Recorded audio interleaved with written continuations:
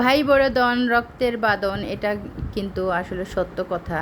এই যে দেখেন দুইটা তিনটা বাচ্চা আছে এখানে। তো এখানে বাচ্চার মধ্যে একটা মেয়ে হচ্ছে তার বোনকে কুলে নিয়ে আছে, ভাইকে। তো নাদুস নুদুস দেখে আমি আসলে মাশাল্লাহ ভালোই দেখতে।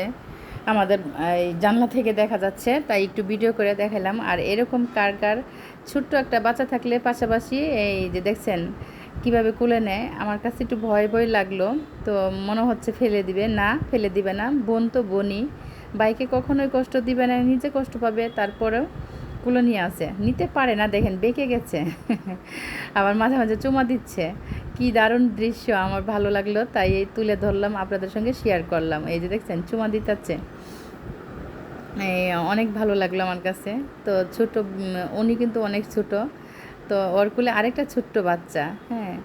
তা অনেক ভালো লাগলো আসলেই। কার কার এরকম হেল্পে হেল্পিং আছে অবশ্যই বলবেন। একটা ধরেন আমার একটা মেয়ে থাকতো, একটা ছেলে হতো, হ্যাঁ, এরকম আছে না, হ্যাঁ, ছোটো ঘরে বাচ্চা থাকলে মার অনেক একটু শান্তি পাওয়া যায়। তো এই যে মানে কুলো নিতে পারে না, এখন দিয়ে আসবে মনে হয়, নিতে পারতেছে না। অনেকক্ষণ দেখলাম, আমি বক বক করলাম আপনাদের সঙ্গে। তো এই যে পিচ্ছে একটা খেলতেছে গাছের নিচে, আমরা অবশ্যই অনেক খেলছি ছোটো সময়। আম গাছের নিচে, কাঁঠাল গাছের নিচে, বাঁশঝাড়ের নিচে, এইগুলা পরিষ্কার করে সুন্দর করে ঘর বানায় বানায় অনেক খেলছি। কে কে খেলছেন বলেন তো? ছোটো সময় এই এরকম শৈশব কার কার মনে পড়ে? তো এই আমরা আবার মাটিতে ঘর বানাইতাম, তারপর মাটি দিয়ে হচ্ছে এই প্লেট বানাইতাম, পাতিল বানাইতাম, এগুলো বানিয়ে বানিয়ে অনেক খেলছি। আমার জীবনে অনেক খেলা হয়েছে।